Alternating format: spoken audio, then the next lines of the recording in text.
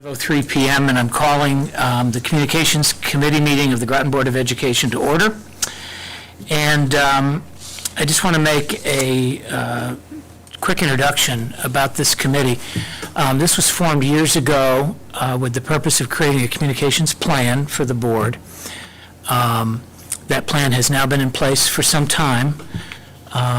We don't meet on a monthly basis because the communications plan generally doesn't call for, the kind of work that, say, the policy committee does, where laws are constantly changing. But we will meet periodically. And the purpose tonight is to sort of review the committee's work to date, get some updates, and also discuss some ideas for family engagement. So, having said that, we also have Phil Piazza online, the Assistant Superintendent. Good evening, everybody. Good evening. Hi, Phil. Hi, Phil. Thank you for joining us, Phil. Yeah, of course. And so I don't know who would like to sort of introduce. Sure. Phil, do you want to say anything first, or do you want me to? Yeah, I'll get started because I know, Rebecca is going to be doing a lot of talking, so I'll take a little bit off her plate. But yeah, we sent you the strategic communications plan. As Jay said to open the meeting, the purpose of meeting, the entirety of last year was spent developing this plan with the hope of improving communication, discovering new ways, keeping updated with what the community wanted us to use in terms of communication, what the best way was to communicate with families, and try to really bring those community connections back, post-COVID and with all the new technologies that are developing, just as a way to improve that. As we've seen, as we all know, historically, a lot of problems that we have to deal with on a daily basis are caused by a lack of communication or a miscommunication, or as, we commonly said while we were developing the plan, the illusion that communication has happened. So this was developed in an attempt to sort of, build stronger communication with the district and stronger connection with the community.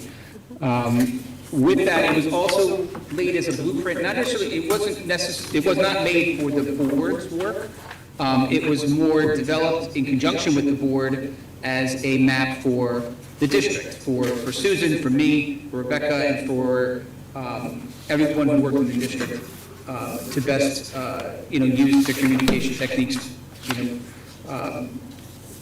to accomplish their work. So after we developed the plan, it really was, and correct me if I'm wrong, it was approved on June 26th, so the end of last year, with the intention of, providing it for the district leaders this year, and then really directing the work that Rebecca's been doing.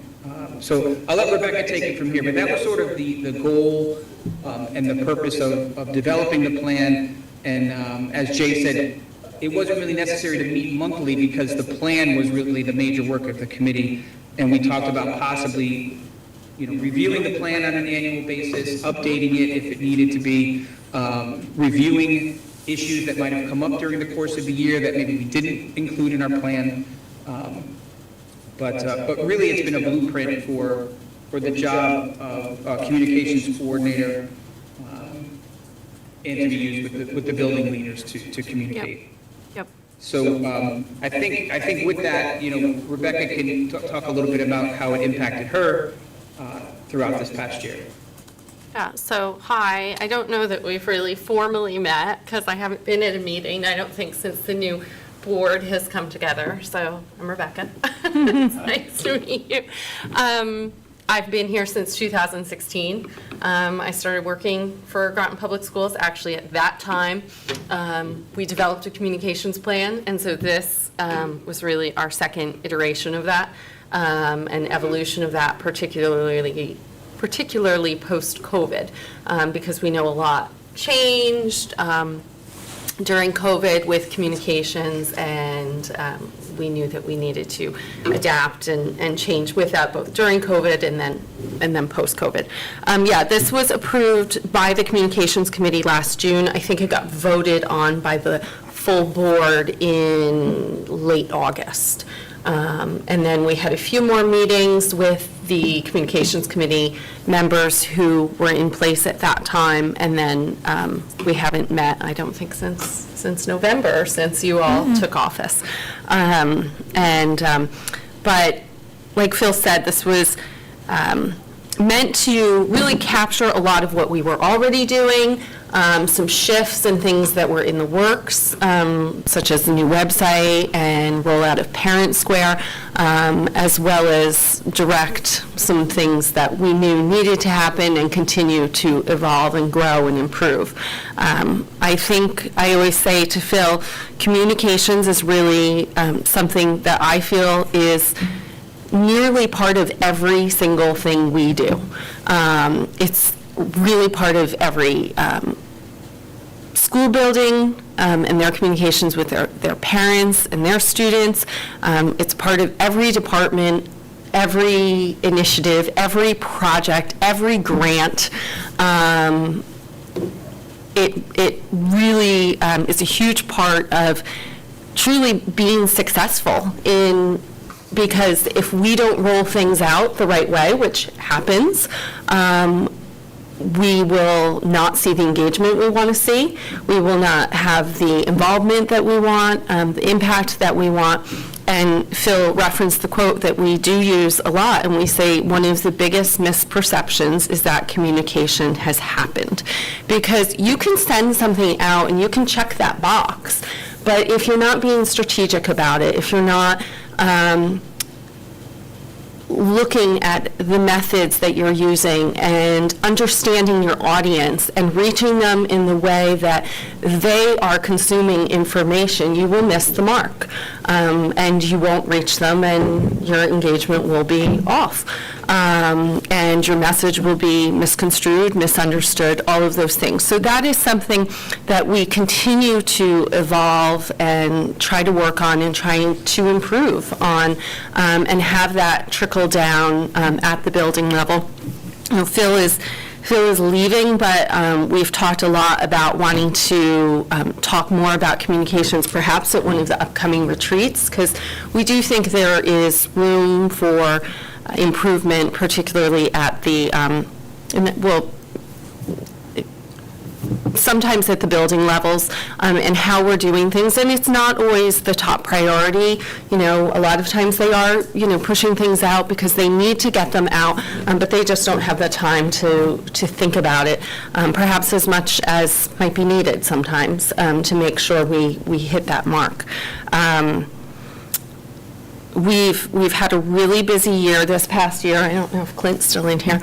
We rolled out a new website at the end of right before the start of last school year. Our website needed a lot of work. It still needs a lot of work because we transferred over a lot of the content and the information that's on our website. We're continually improving the content on the pages, trying to improve the user experience so they can find the information that they're looking for, that they can access it, on a mobile device, that it translates for our families. Equity and access and the user experience is something that is extremely important to me across the board and on digital platforms. We're still sometimes stuck in doing things in what might work for a paper bulletin board and just trying to parlay that over to a digital format, and we still need to make some improvements and strides in understanding that digital is a whole different beast, and we should be doing things in a digital format and not just trying to take what we might pin up on a board and pin it up on the website, because there's issues with that, with accessibility and access and being able to easily look at it on a mobile phone. We have done several communication surveys. So our last one was in 2022, so we're probably due to start thinking about another one and start to gauge what social media trends are with our parents right now again. and all of those sorts of things. All that being said about digital, we try to do a lot in the community with partnerships, with getting out in front of people in person. We try to still reach our population that isn't on digital platforms and are reading the newspaper and getting a lot of good press in the day or broadcast TV about our programs. We're looking to expand and start talking to our students more, especially at the high school level. They are an underutilized ambassador to our parents.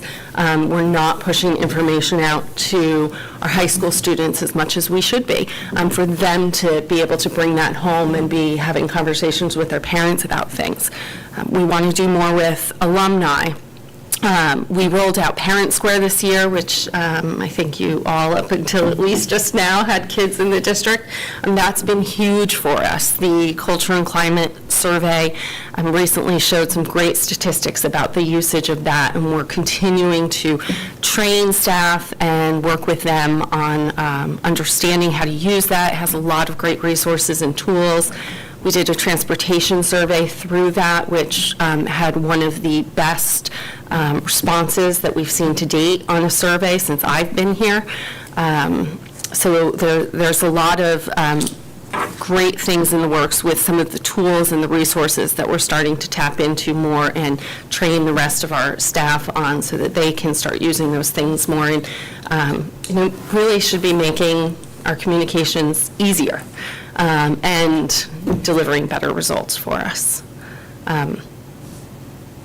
So, are there questions or anything specific that you want me to walk through with this plan? I know you've had it and can probably peruse it yourself, but if you would like me to walk you through any of the strategies, I can do that. It really captures, the audiences, our key strategies, which are sort of all of the buckets that we feel that most things fall under. It's indicated that we would reevaluate this every 5 years and completely redraw the plan every 5 years, but evaluate it annually against the superintendent's and the board's goals each year to make sure that if there's something new, that we're addressing that in here. For me, not necessarily to go through every single one, because we can do that on our own Sure. and have. Is there one or two items Yep. that you find that may need tweaking or is not aligned with where we are. the original committee originally thought where we should be? Yeah, I don't, I think the one thing that we would probably need to get this board's input on is under sort of our guiding principles, where we talk about the Board of Ed Communications Committee members serving as ambassadors in the community and maybe having a presence out in the community. So I think that's something to gauge how this board feels about some of those things. And I think some of that speaks to things like maybe going to a spaghetti supper. I think that was the intent and thinking of that line item by the board members who were on the team helping to craft this, and having a presence at community events and speaking to community members and hearing those things that may help inform, or the messages that you get from folks, or the things that you hear at meetings. So I would love at some point to get your thoughts on being an ambassador as well in that regard as it pertains to communications. I think tactically everything still sticks right now, but it's constantly evolving and growing, and we're trying to certainly move and shake with the times. Always open to feedback that we get from parents and community members about you're sending too many messages, you're not sending enough, we didn't know about this, and why that might be, and what the barriers are. So we're constantly making improvements. We've talked a little bit, and I use the word policy, but I don't mean it in the way that the board uses policy in terms of crafting and approving formal policy, but more along the lines of, I guess, best practices and sort of procedures, if you will, around communications that we can really be getting in the hands of the school admin and teams within this building, and having a little more cohesiveness in terms of how we do things, a little more branding perhaps around how we do things, common looks and feels at each of the school buildings, and have things make sense a little bit more to folks. Have you noticed, I'm sorry. Yeah. Go ahead, Phil. I was just going to mention along that line of, to further answer Jen's question. I mean, we look at the 5 strategies that are outlined here. I think, real quickly, like strategy 1, I think we've done, and the board has done a great job. That's all about, our broadcasting our meetings, sharing links to video. Yep. And the messaging around Board of Ed actions. Even, our strategy 3, I think, does a lot with, what Rebecca is doing and designating district personnel, building personnel to coordinate things. That's another area that I think we've had a lot of success in, as well as strategy 4, when we create and implement feedback opportunities, we do our surveys. Obviously the board is open to community communications that you share at every Board of Ed meeting. I think there's a lot of different ways, and I think the data we're getting back on our surveys from parents shows that they believe that they do have opportunities to provide feedback. The areas that I would focus on moving forward, I think we can always do a better job with strategy 2. Yep. Promoting our achievements. Agreed. Telling our story. I think we talked about highlighting highlighting staff on a monthly basis, or students, athletes, accomplishments. Rebecca mentioned alumni. Those are things that maybe we just didn't get to this year. Sharing some of our story. And then, of course, strategy 5, I think, is sort of a catch-all with, again, I think we can always improve on the clarity, as you can see, different things come up that we don't plan for in terms of lack, a problem with communication that we can always improve upon. But I think also, strategy 5 goes to an emergency and a crisis, which, again, I think, that on a monthly basis, the schools run their drills and they communicate with parents, and any time a lockdown is called, those are communicated. So I think we're also pretty strong in that area as well. So really, I think strategy number 2 is the one I would look to focus on in the upcoming year, just to see how we can better develop that. And I think we've done a good job maintaining our Facebook page, but as you can imagine, I think it took us a while to get to Facebook. I think a lot of people have moved on to Instagram, is a very popular one now. And I guess at the time that we were developing even our Facebook page, I think the board was hesitant to fully explore social media just because of course, all the pitfalls that come with that as well. But those are just my opinions. I think we were able to sort of handle many of our strategies this year, and strategy number 2 is the one that I think we could really focus on in the future. Yeah, I absolutely agree with that. I think that's an area we can absolutely be promoting more and telling our stories more, even like around, career pathways at the high school, and starting to showcase our EMT students and our nursing students and different groups and things like that. What we don't want to see happen is, robotics has, I'm just using them as an example, has a Facebook page, but most of the people who follow that, right, are people who are involved with robotics. We want to be getting broader visibility for everything that's happening at our school district. And, we have this climate here in Groton in southeastern Connecticut where we have a lot of school choice. And I have always embraced the philosophy that when we are talking about school choice and talking about the climate that we're in here, we are one of your choices. We should not be your default choice if you don't pick one of those things. We should be promoting our district as one of your choices that you want to choose, that you want to be here.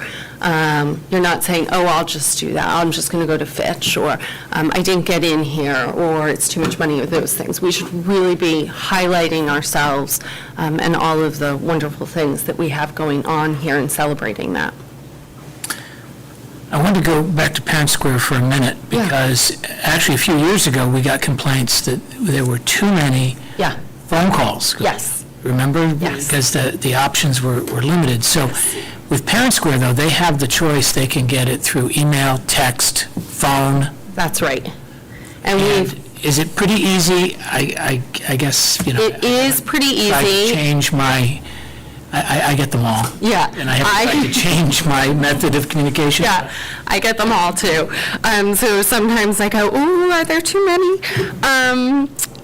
But I think But we've been- those that got scared, Yeah. the phone rings and it says Groton Public Schools. Right. For some people, it's like, Right, this can't be good. right, Yeah. You know what I right. mean? So the fact that you can just make, like, emergencies go out over phone calls, and you can just make routine communications go out through the text or the app. Well, something we learned from one of our surveys, I don't think I have it here with me. I think out of approximately 400 people, I want to say maybe 20 said they still had a landline. So that was hugely, those sorts of things, right? And understanding that. So we still need to have those things as an option for people, but text overwhelmingly, our past two surveys, has been what people want, and app.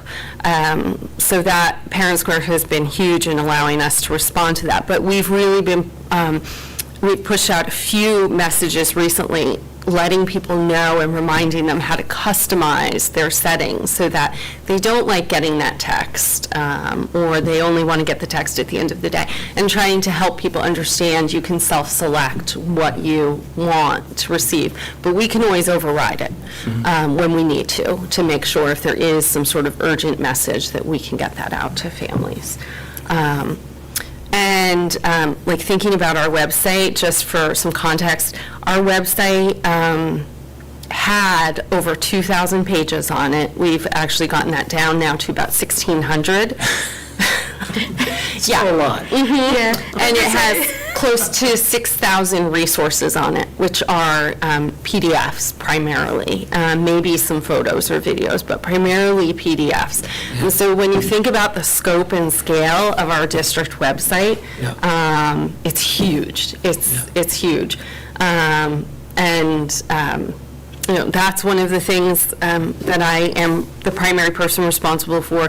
Parent Square, the rollout of Student Square, and then, like I said, supporting all of the buildings, all of the, SPED, HR, career pathways, different high-profile programs here in the district, publicity, media relations, there's a tremendous amount, magnet school lottery registration, support kindergarten registration, going out to Branford Manor and sitting there and welcoming in their families to help them with things. There's, like I said earlier, communications is really all spanning in terms of so much that we do.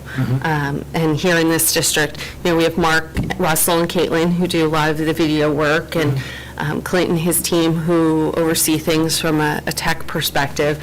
And for communications across all of those areas, there's me. Jen? Thinking out loud as Yeah. you're speaking, so just take everything with a grain of salt. In the start of the school year, like August, September, like maybe like as part of that student orientation, we have like a parents, like how to set up your parent square. Clint and I were talking about that this morning. Okay, so you're ahead. Yep. And then I was thinking about the website, because when you said you updated that, and I go in it periodically, I was Yeah. like, ooh.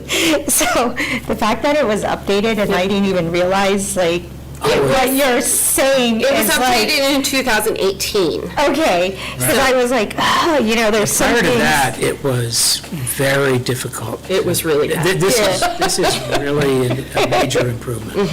So, But if you took too many things away, somebody would complain. That's There right. is Yes. that. It Right. used to be here. Right. yeah, but so I was thinking, college students are always looking for internships. Yeah. So I don't know if we can reach out to a local college and have like an intern work on that, like especially if their background is going to be mixed media or Yeah. whatever it may Yep. be. And what a great mentor in Mark and Clint, or Dr. Kennedy, right? To Yep. have, so that they can do the Yep. back end stuff. We did actually have a So- bunch of interns helping us last year before we did the refresh last summer.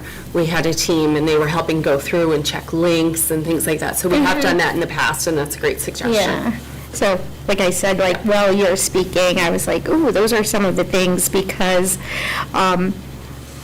I know I use Parent Square and Yep. stuff, but it was almost like, oh, yeah, I need to log in still, like, but I'm sure I missed the communication somewhere where it just auto-directs and I don't need to, like, log in, because it's like, oh, yeah, you can only get so far, now log in, and I'm like, great. Yeah.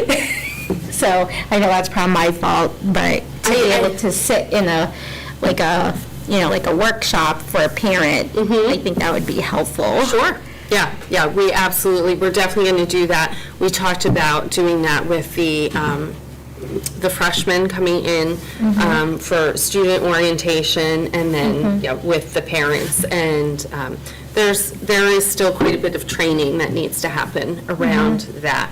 And yes, and the reason I bring up the scale of the website is in terms of updating and refreshing and cleaning it up, and it's a constant of making sure it's current, and hearing someone say, oh, I was looking for this and I couldn't find it, and saying, okay, we know where to find things because we're the ones putting them there, but we need to look at it again with that user experience in mind, and say if they're going in blind and don't know where to find something, helping make sure that it's easy for them to access. We now have little icons with all of the most commonly looked for things, like the bus schedules and the food menus.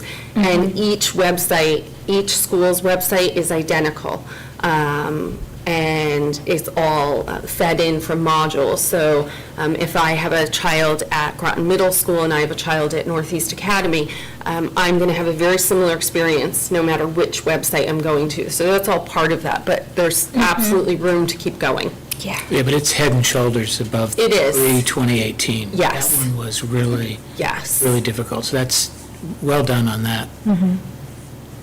Well, and I know I know what the agenda items are all sort of leading into each other Yes. now. Sorry. No, but that's okay, because No, as we were putting it together, I was talking with Jay, and we did realize that it would flow into each other. Yeah. And just looking at the ideas for family engagement, which I know Rebecca was touching on, but we also plan on working with the principals and the district admins at the beginning of the year, whether at their annual retreat or at an early ed administrative council meeting, to review this plan.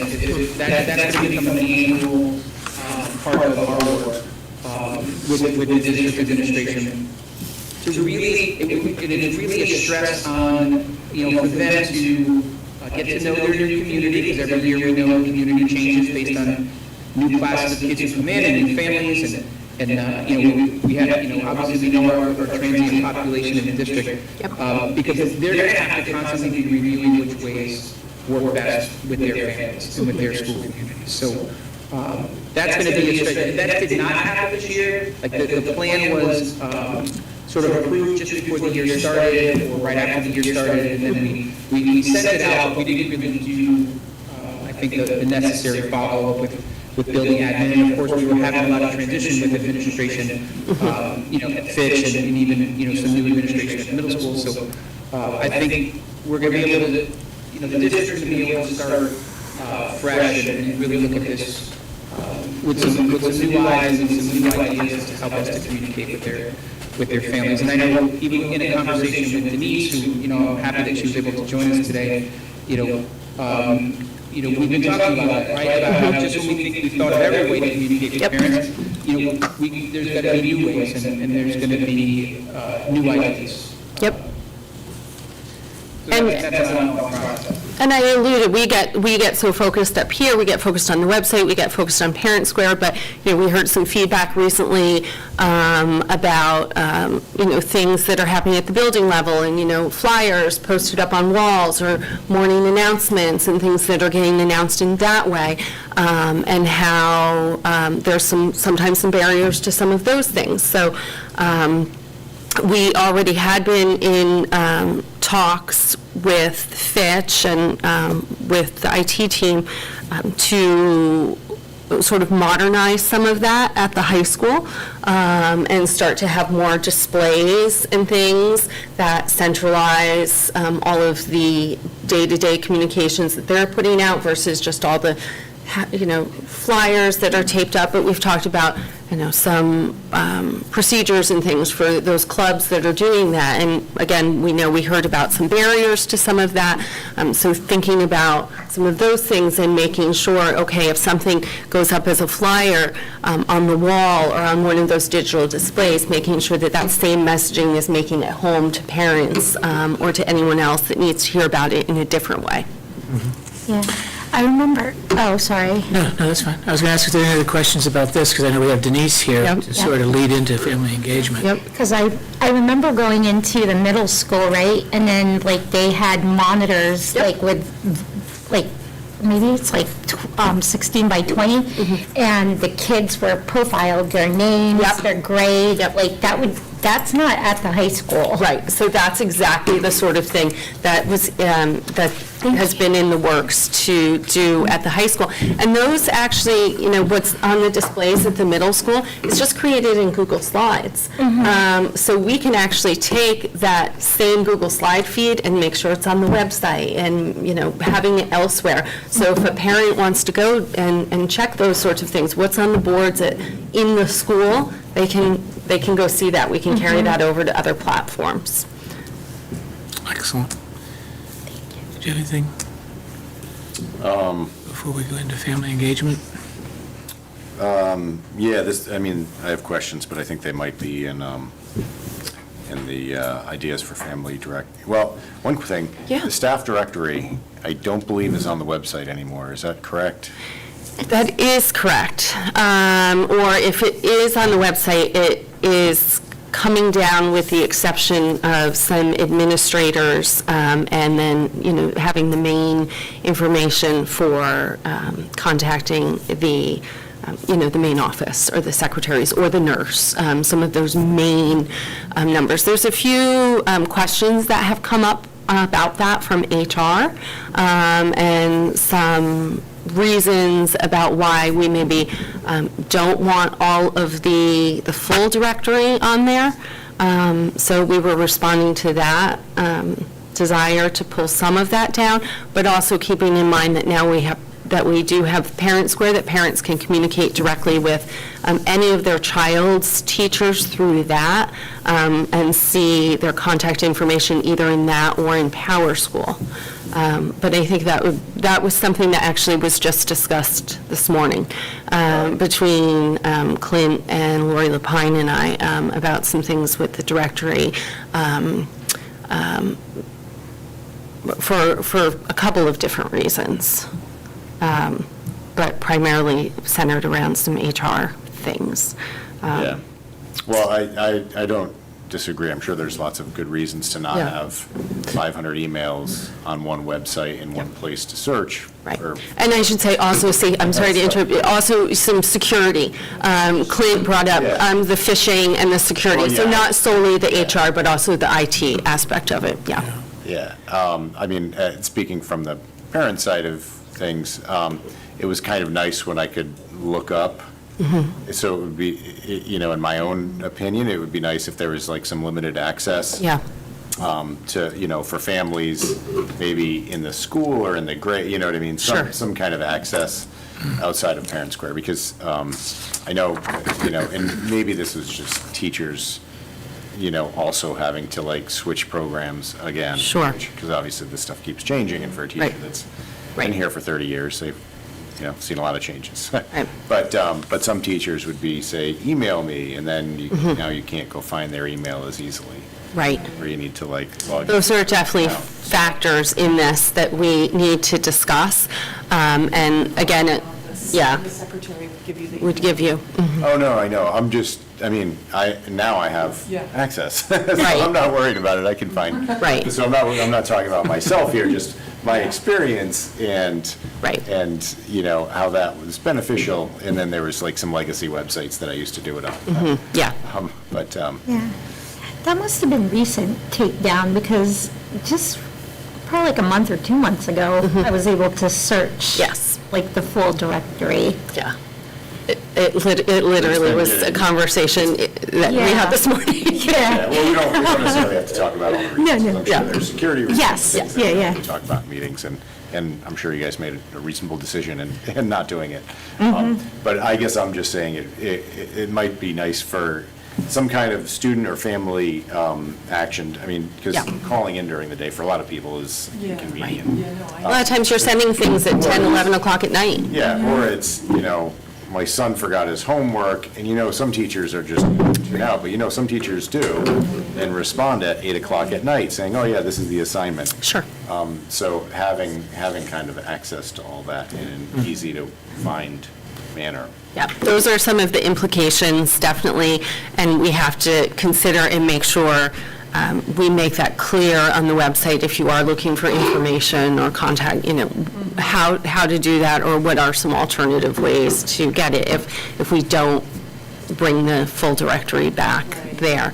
Because that can be very frustrating if you're trying and it's, especially if it's in the evening and you need to reach somebody and you don't know how. So, yeah. All right. I guess we can talk about the rest when we get to this ideas for family. So I think, does everybody know Denise? Denise, do a little, Hello, everybody. Actually, See you. Actually, may I interject real quick one more time? And just to hook on that again real quick, when we talked about going to speak with the principals more about this plan, some of the new tools, we have discussed how important it is at those back-to-school nights and things like that for the teachers, if they're not using Parent Square and they're not asking parents to communicate with them that way, and they still prefer email or a phone call, that is well laid out and explained to parents, that whole the best way to reach me kind of thing, because it's really important that the teacher and the parent, and as we look to roll out Student Square at the high school level, that is also well established and well known, because we do have so many different devices and tools out there, and there are so many different ways of communicating, and some teachers do prefer one over another. It's really important so that somebody doesn't feel their message was not replied to or responded to, and everybody can be as effective as possible and communicate. So anyway. So when we send out a message, or if a teacher sends out a message to, 20 children, Yeah. families. Sure. I assume that teacher knows who opened. We can see that, yes. All right. So my question is how successful is it? So if we can see that people are opening it, are 10%, is it 50%, 70%? Yeah, I don't have exact, Actually opening. I don't have exact, Thank you. I don't have the exact metrics, and actually that's something we are hoping and planning to dive more deeply into over the summer, is really analyzing. But we do know that pretty much we have pretty much 100% of our families on Parent Square. I think when I looked earlier today, were 14 who are not, and when I looked more deeply at them, I could see that most of them were seniors, and most of them had opted out of messaging at this point. So they probably made that change after the end of the school year. We can see all of that. We can look at all of that. We feel confident that are, we do look at it on a message-by-message basis. I feel confident in saying that our messages are reaching our families. And the teachers can see it. Yes, and the teachers, whoever sends the message can see it. good. Some of us up here can see, I can see any message and the delivery stats on it. But analytics, actually somewhat going back to your earlier question, analytics is something else we want to start diving more into and be looking at more closely so that we can make adjustments and tweaks when needed, and so I can answer this question much more accurately for you. That is something on our list, yeah. All right, yeah, so maybe in the, if we have a meeting about this again in the Yep. late summer, early fall, or something like that, we can just have, I'm just wondering if, there's probably some communications that lots of families read, or maybe some age levels, and it would be nice to know, and great. But if there's some age levels or specific schools or Yep. anything Where there's we're not, gaps. where we're not reaching or getting responses, then, how to work on that. Absolutely. And if there's absolutely. anything that we can do Yeah. as a board in Yeah. supporting. Yeah, we've looked at it on that sort of high level, and, I sometimes look at my messages and other people look at theirs, but looking at it a little more globally and on a school-wide level. And we do, like I said, we do know, though, that we have 100, just shy of 100% contactability with our families, which is excellent. Nice. Denise, I'm are we ready? sorry. I'm detracting. I just want to make sure, will you be working with Lisa on, like, our new language tool that's going to be rolling out, like, in August, September timeframe? That is not something that's been brought to my attention, but Okay, I absolutely can. okay. Is that? Jen, I'll answer that question, yes, I will. Thank you, thank you. Yeah, that would come from administration. We haven't brought her into those conversations yet. Okay, Now that we sort of have a rollout plan, the next step will be to sit down with Rebecca and sort of explain what her role is going to be in communicating that rollout. perfect. Going back to, like, making sure the parents are engaged. Thank you. I'll look forward to hearing about I that. apologize, I do need to step away. Yes, I don't blame you. Thank you. We'll see you. Thank you for attending. Thanks, Phil. Thank you. I'm available, as you know, until the end of the week with any questions you have, send them my way. Yes, thank you, Phil. Thank you. It's been a pleasure working with you. Thank you. Absolutely, absolutely. Bye-bye. All right, so I wanted to come and share with you some information that we've compiled. Some of it is on the handout that I just gave you. Some of it are steps that are already being completed in our schools. Others are steps that we will be looking to put into place next school year. And I'll preface that by saying that at the high school in particular, I think we all know that that is a time where we are instilling a little bit of independence in our students. So that's a time when students are starting to do some of their own decision-making. But I think what a parent pointed out to us recently, that one of the things we forget is that there is a group or a section of our population that developmentally are not able to make their own decisions. And as Rebecca said, they can't read the flyers on the wall that post for some of the extracurricular activities. So one of the steps that we've taken is we met with the high school administrators and had a really robust conversation about how can we continue to involve parents at the high school, even though some of the mindset is that we're moving more towards independence and we're trying to instill these skills in the students. So it's a little bit of a push and pull in terms of, keeping in mind that there is a group of students that are not going to be ready to make independent decisions and go home, as we heard from a parent recently, and share that there's this club that they want to be involved in because they just are not able to access that information on their own. So we did we kind of put everything together in terms of different ways that we communicate. And this is a little bit specific to the high school in some sense, but there are some steps that are taking place in all of the other schools, as Rebecca indicated, through Parent Square. But when we look at it through the lens of the high school, because that really is where we have the most opportunity, both for extracurricular athletics and clubs activities, and even just some one-time events like the Unified Prom. We have a website, as Rebecca indicated, that is accessible for parents and students. We have links that link to a lot of information. I didn't even realize how much information is under that student life link until we sat down and looked at it together. So one of the things that we're going to do this year is, and we're working with Mark Romano, our athletic director, is making sure that when those messages go out to parents, because they do send a message before every sport season, fall, winter, spring. They send a message to parents saying that let's say for the fall, that the fall sports page has been updated. To access information about fall sports, this is where you go on the website. We're going to include unified sports as well, because one of the suggestions was maybe parents get the message, but they don't think to go on the website because they think, well, my child just, isn't able to participate in a competitive sport. Varsity, junior varsity, my child has a disability, that's not something that they'd be able to access.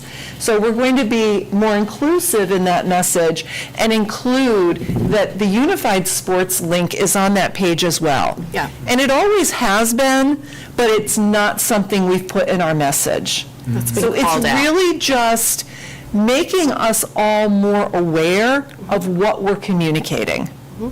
So I thought that was a great, indicator that it doesn't say all unified sports is also on this webpage. For all fall sports, Right. all winter sports. And what Right. I said when we met and I made that suggestion is I said, you don't know what you don't know, right? Exactly. So if Right. you're expecting a separate message and you're thinking or making, Right. saying, oh, well, my child can't participate in fall sports. So those, those little call-outs are important. Yeah. And then the other thing we talked about was, there was a suggestion, we met with a parent that came and spoke to the board recently, and she shared with us another district has a printout of all of the activities. And this is kind of getting a little bit away from the athletics, but there's a non-athletic extracurricular link on the website that has all of the activities posted. And she suggested that maybe we send home a written link. So instead of, an email or a text saying, access the extracurriculars on this website, actually download it as a PDF, although I know PDFs are a little problematic because they don't translate in Parent Square. But thinking about maybe certain parents we send home a printed copy to. Maybe not all parents, maybe certain parents. So that was a nice idea. And then I know that Mark Romano is exploring posting Park and Rec activities on the high school website. So our Groton Park and Rec has a very robust listing of activities for individuals with special needs. And they now have the community center at the old Fitch Middle School that has a lot of activities. So Mark is going to be meeting with Park and Rec and some parents and exploring how we can promote some of those Park and Rec activities through the school district as well. And then some of the other ideas that we generated are Mr. Brown sends home news from the nest, and that's a newsletter that goes to all parents every Friday. And one of the things you'll see, kind of a common theme throughout this compilation of different strategies we use to communicate, is that the messages go to all parents. And when we met with even the coaches from Unified, they said, we don't want our Unified opportunities to only go to one group of parents. We want the Unified opportunities to go to all parents, because these are inclusive activities. So when we look at messaging to parents, the overall feedback we received was that they want a message to all parents. So there are some activities that I'm going to be partnering with Groton Park and Rec on in terms of Special Olympics.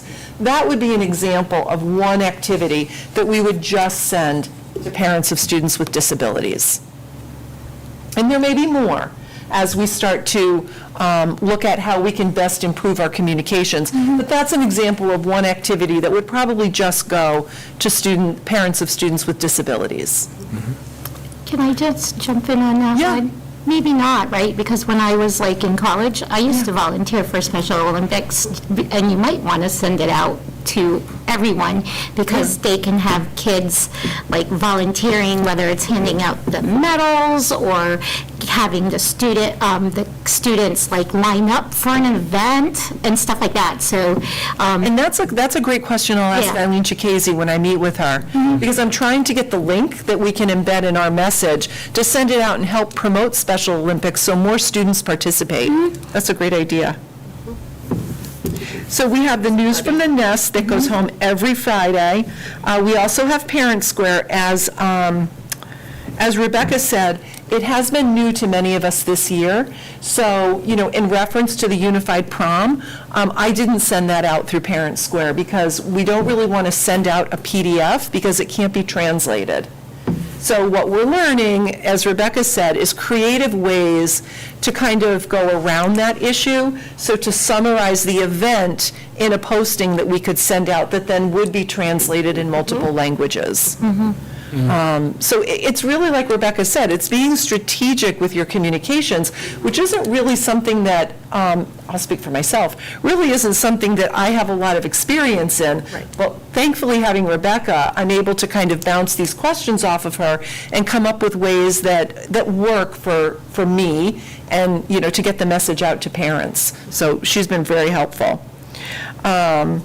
We're also expanding the number of folks who are trained in Parent Square. So in my office, one of my administrative assistants is going to be trained in Parent Square, so she can help me. Because there's days when I don't even come into the office because I'm out in the buildings or I'm out of district going from meeting to meeting.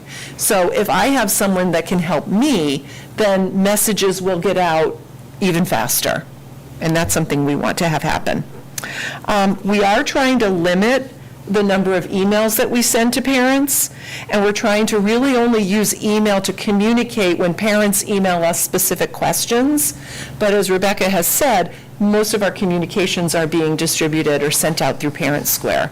And we can email parents through Parent Square, but it would be different than just sending a mass email to all of the parents through Outlook. It would go out through Parent Square. So again, that's kind of how we're streamlining our communications.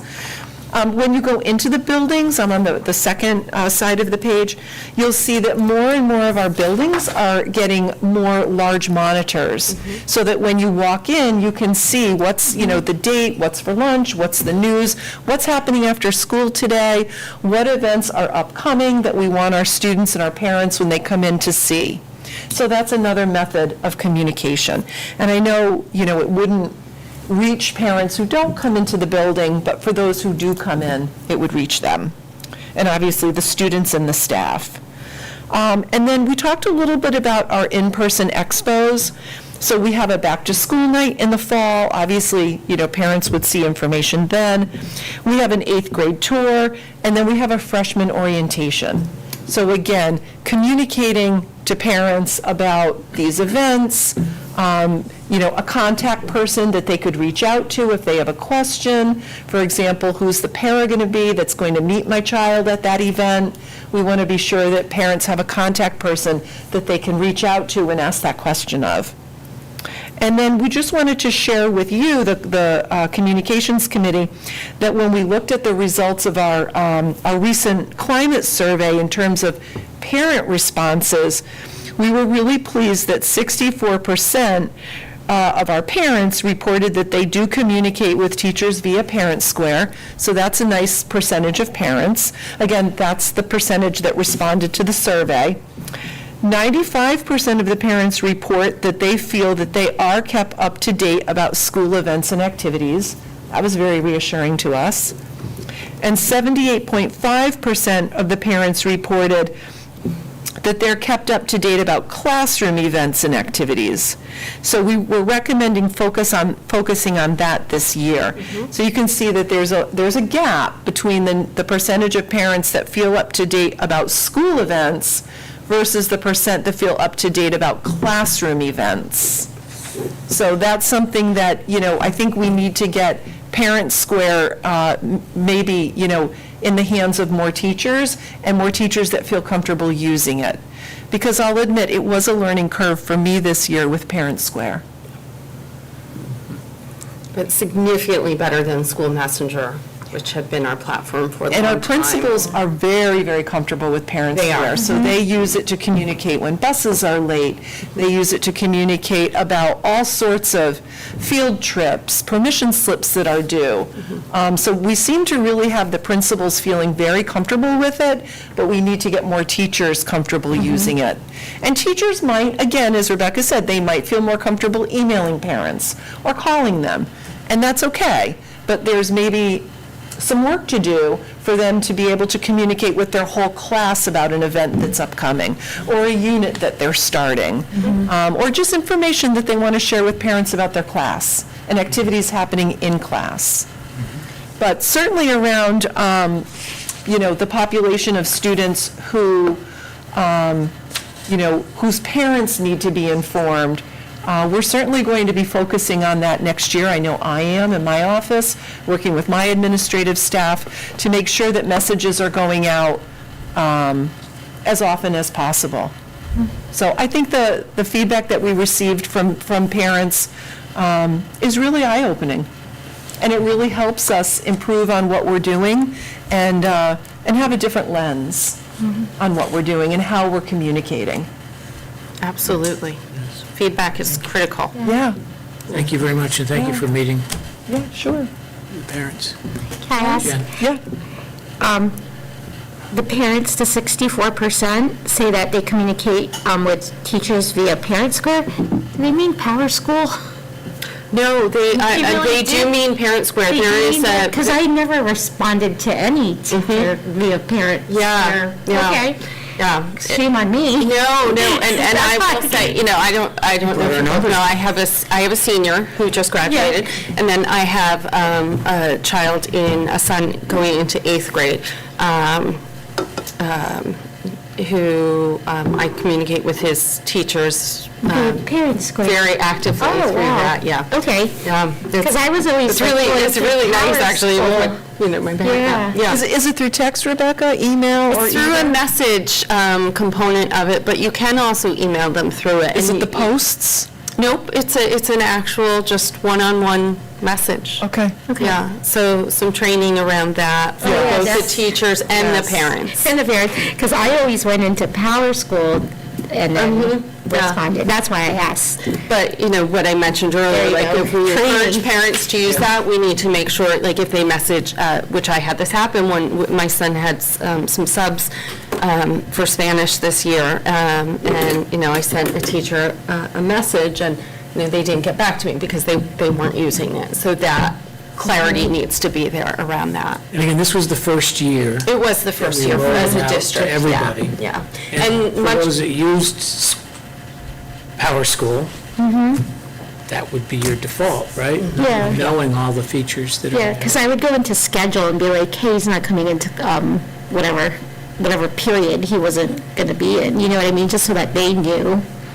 Oh, you would communicate, you would post a message in Power School to the teacher? Yeah, because their email Their is email. right there, so it was really easy to just say Yeah. like, hey, Jonathan's not going Yeah. to be in, so it was just And that's part of it easy. too, it's kind of transitioning to this new platform, it takes time, Yep. and we're learning that, we need to support people in that learning curve. Yeah, no, And initially, we definitely. focused really on the basics, which were our push notifications out, Right. and the posts that you get, the announcements sort of you get, and then as the year went on, we started to delve more into this. But I also don't want to make it seem, we've talked a lot about Parent Square, which is a really great tool.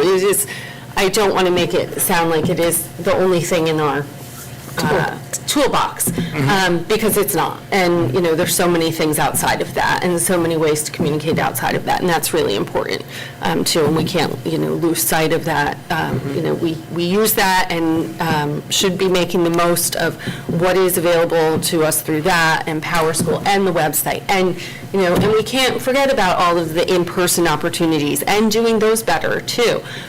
When people come into a large event at a school, making sure they know where to go, and what's happening, and what the sort of lay of the land is, and all of that. So all of those, we've talked a lot about Parent Square, so I don't want to make it sound like that's the only thing we're doing. As someone who doesn't utilize social media very often, it would be interesting for me to see, when you do this new survey, where are those trends? I mean, we mentioned we jumped on Facebook probably just as it crested or was already, and then there's all these other platforms. I mean, we can't be on every one of them. No, we can't. And one of the first presentations... Which ones are people using?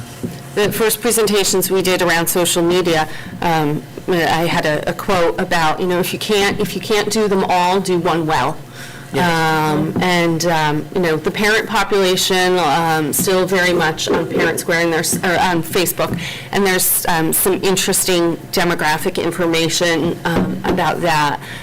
But some people brought up Twitter, and our survey showed, just not a lot of people are on Twitter, which was my feeling.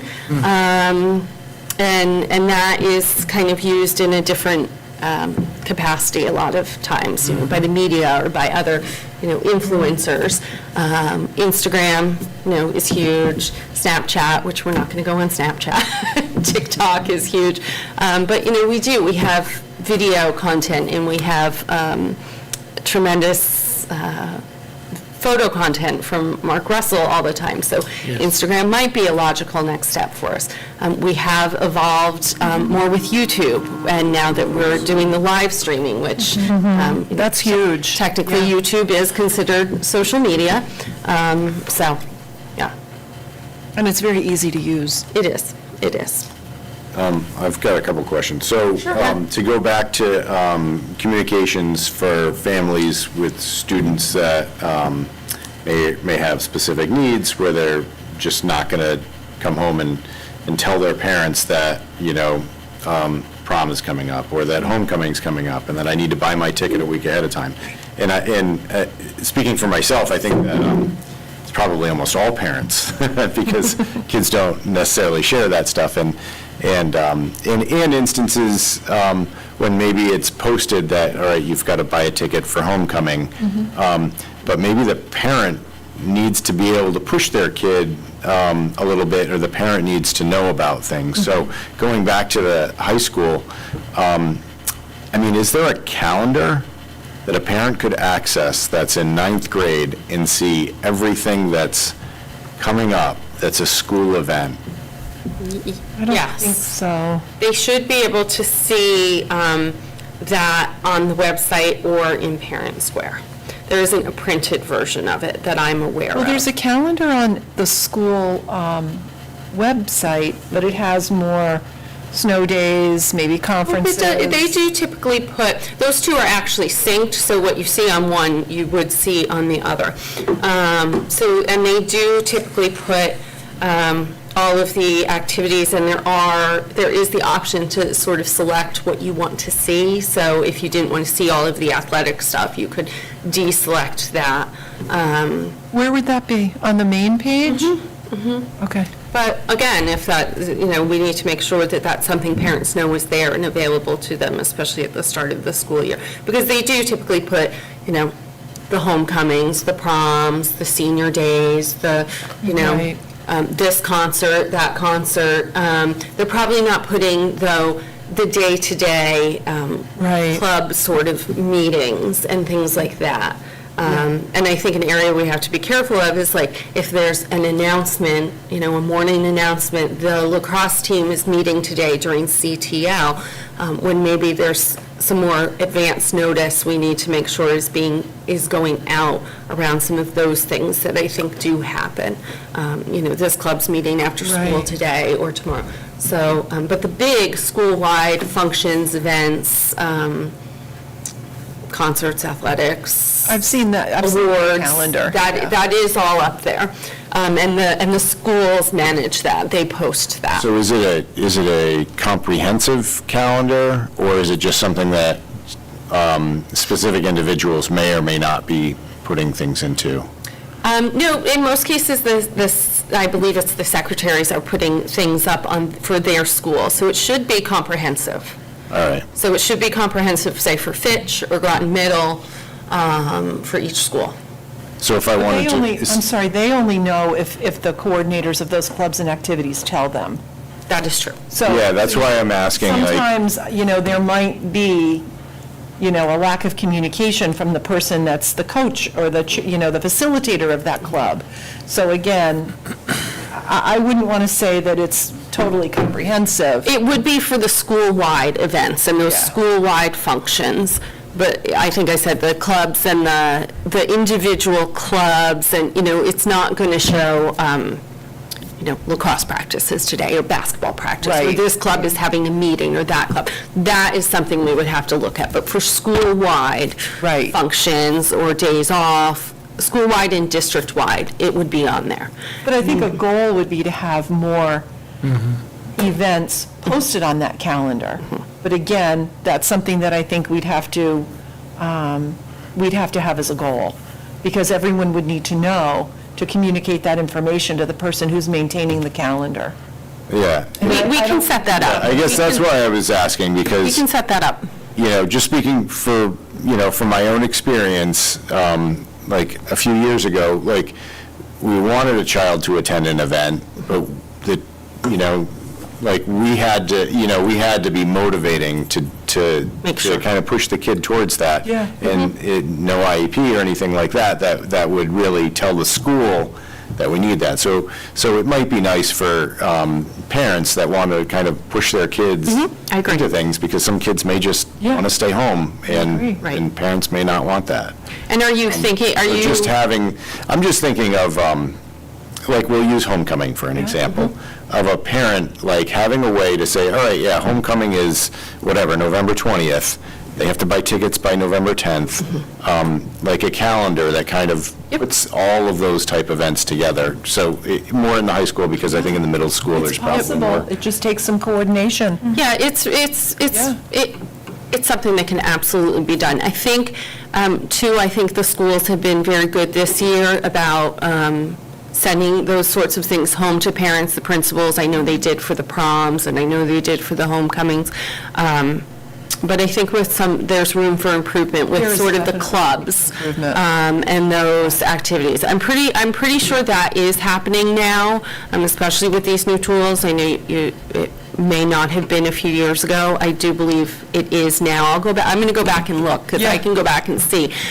But some additional details they might not be including. So, like, it might say homecoming this day, or they might not be putting on the calendar, say homecoming's October 30th. They might not be putting on the calendar October 12th, last day to buy homecoming tickets. And those are some of the little things that can help, too. Because, like, I think certain clubs meet at certain times, so you could say, hey, your book is every Tuesday. So you could put that on. Somebody could just put that on at the beginning of the school year, and then if Right. it gets It's very- canceled, yeah. they can. And then they could say, all of the sports events need to get sort of like coordinated with ECC, right? And That's all, so yeah. that's all, like, once the schedule, you just like pop it on. So then this way, like what you were saying, you could remove all the athletics. Yep. You could just put clubs or whatever other category to get to the point. Yeah. So, because like all of those clubs, it's not like they meet randomly, because I just remember, like, it's like, hey, I still remember, like, Kegel met Wednesday night. Yep. Every, And there was an Excel spreadsheet that had, something, and it said, meets every Tuesday, Wednesday. Or Exactly, and then Tuesday, just- Thursday. and But I then just think put it putting that on. into the calendar format, so it's doable. very doable. It's very doable. Yeah. And then if it So gets that's something we'll make sure canceled, gets done. the student leader Yep. or the administrative Yep. liaison or supervisor there could tell the admin of the Absolutely. school. Yeah. So just pre-populate everything and then Yep. pull it back. It's, yeah, It's very doable. It's absolutely something we can have ready to go for the start of the school year and have that in a different the clubs in a different format, in a calendar. Absolutely. It's a great idea. Yeah. All right, and then, yeah, so I guess, and just going back to the unified sports and stuff. So would we do any extra communication for students that we think would be interested? And the reason I'm saying that, so going out to all families is great. Yeah. But students that we think might be interested that have IEPs, having something saying, this is unified sports. If you're, there's something included, check Parent Square today for a unified sports thing. Like Just to kind target of, them with an extra message. I mean, I'm just like throwing ideas out because communication is something we can always improve on. Absolutely. So, and over-communicating is a problem also, so I'm just, But I think it sounds, I Have that don't, feedback. yes. Mark Romano is going to send something out, right, before the start of the school year saying fall sports are now ready for sign up in Family ID, which includes, football, soccer, this unified sports. And I don't think it hurts for us, for a secondary message to go out to, there's a group in Parent Square of students, and for that to go to that group and say, you should have received a message earlier Yeah. today from Mark Romano about fall signups. We just want to remind you that Yeah. does include unified sports. Yeah. Here's the link, refer to his message. Just to make sure we don't. I think that wouldn't be an over-communication. I think those parents would appreciate it. And we are trying to communicate, are we not, with typical peers? Yeah, well, that's what, I think that's what Adrian was saying, that initial message would go out from Mark to everybody, and then I would send maybe a follow-up to say, to just, a select group of parents, to say, you should have received this reminder, this is what unified sports, is.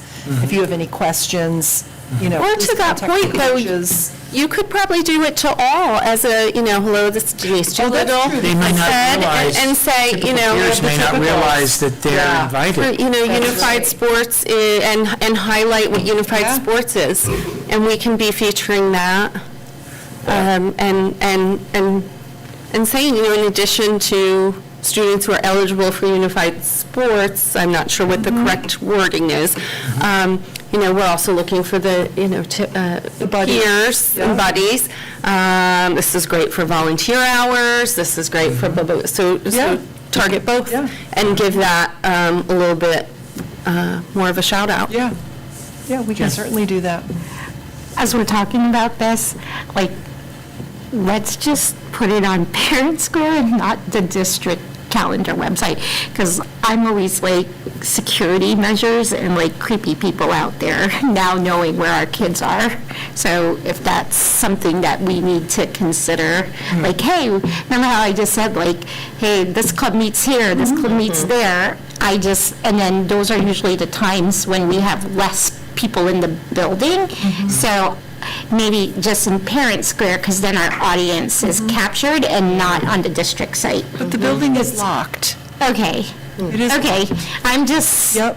everything. Yeah, I mean, No, I some hear you. things Is that- might get out at certain times, some clubs might Yeah, get no, back I late. hear mean, ya. yeah, there are reasons for, I think that's, And I haven't really explored it well enough, but I mean, does Parent Square have any current capability or add-on modules for its own internal calendaring system, or no? For an internal calendaring, I'm not sure. Okay, be interesting to see if maybe there's, You can do it by group and confine it to that. I'm not sure. I'll have to look at that. yeah, just something to think about. So, I as long as guess, it doesn't cost any money. No. one other thing, just to go back, I just made a couple of notes to talk about. And with this calendar or notice, is there a district-wide kind of expectation for how far ahead things will be planned and notification? So I'm just thinking that, I won't go into specific things, but that notification won't come out a night or two before an event that's held after school, which, may have happened in the past, but is there a standard for teachers, administrators, anyone else to say, look, we know you guys are busy, but you really need to give us notice at least 2 weeks or 4 weeks or 2 months or whatever you guys think is appropriate. But I'm just thinking of maybe setting some ground rules so that there is a standard Yes. for, like, I know myself, I book 3 weeks out all the time, so coming up with time in less than that is difficult unless it's, Right. unless it's I'm a like- fan of a sort of save the date, this is coming, and then Yeah. maybe, a reminder a week out, and depending on the event, maybe a reminder the day before, Yeah. because we can all use that. And with the ability to do things like on text, I mean, we're not bombarding people with phone calls, and Right. I think it depends on the event, but yes, that's one of sort I of think it those depends best. on the event, too. Yeah, it depends, like, we're not going to do that for a club meeting every week, right? Oh, yeah. But No, we I'm might talking do about that more- for, like, More like the winter concert. grade-wide, school-wide. Exactly. Yeah. And I'm sure it gives, having a standard that's rigid, like in the spring when there's Right. awards and there's a million different people, a million different clubs using facilities and trying to coordinate all that. But, from my own, experience, sometimes, I missed things because there was no notice, or the And notice came 2 days before. or But that's a good point, because sometimes if you message too far in advance, they might forget. Right. Whereas if you message too close, people already Yeah. have plans. Hence the calendar. Yeah, for me, it's That's whenever we find out about the event, you know what I mean? And then trying to give parents enough notice. I think 2 to 3 weeks is good, and then reminding them when it gets closer. Yeah. But I wouldn't go farther than 2 to 3 weeks out, would you? No, Because I think they might forget. well, sometimes we do, like in our district newsletter, we'll put things, for the next Yeah. quarter, maybe, depending on the timing and when our next newsletter is going to go out. And I would like to see us sort of coupling some messages together more, and kind of what's coming up next week, and packaging some things together more versus a lot of individual notices, because I think that's nice too, when you can sort of. And sometimes we don't get the notices until late. Like with Unified Prom, it was a really short turnaround. So we sent the flyers home with the students, because New London hosted it this year, and the students created the flyer, and we didn't get it until after April break, and I think the prom was like May 4th. So sometimes, it's tough because you don't have a lot of lead time. So I would send it home, as soon as I get it. Yeah. But definitely not longer than 2 to 3 weeks. Although we did send out a save the date for that one. Although I do get things sometimes from partners and other community organizations, and they'll send me something, and it's a month away, and they'll say, can you send this out next week? And I'll say, because it's, yes, it depends on the event, Yeah. what feels appropriate. I think it does. And that will absolutely be sort of some of those best practices Yeah. and suggestions that we're sharing. Yeah. And with the clubs, too, we need to make sure that they're not announcing things morning of in the school for the student population, that there's some advance notice for those things, too. Yeah, I guess to take a more global look, it would just be, like, this is what we're striving for, in whatever you guys know the district. So Yeah, you know the parents. So whatever you think the time should be, for me, it just seems like it would be nice to have a standard and try to hold to that, to some extent. And obviously, like, there's going to be lots of variables, and that'll just be life. But just, if everyone knew that, we'd like to know 3 weeks ahead of time so we can put it, in overtime, like in another, after everyone gets used to it, it might become standard. Yeah. And time of year is a factor, If it's December, you probably want to give people a little more notice. Right, Kind of thing. right. Yeah, Yeah. it's all ebbs and flows. Are there any other questions or things I can answer for you right now? No. I'm sure we'll come up with things, and we Yeah. can have another one of these in a month or two if people have any specific I questions. But did have an idea for family engagement. Oh, what's It's that? a very British thing, right? Because I went to school in Australia, so this example's field day, but it goes beyond field day, right? So, I guess it's sort of like Harry Potter too, I guess. So you create like houses from kindergarten to your senior year, and you have mentors, like the middle school would have high school mentors, middle school younger mentors, and you belong to a house.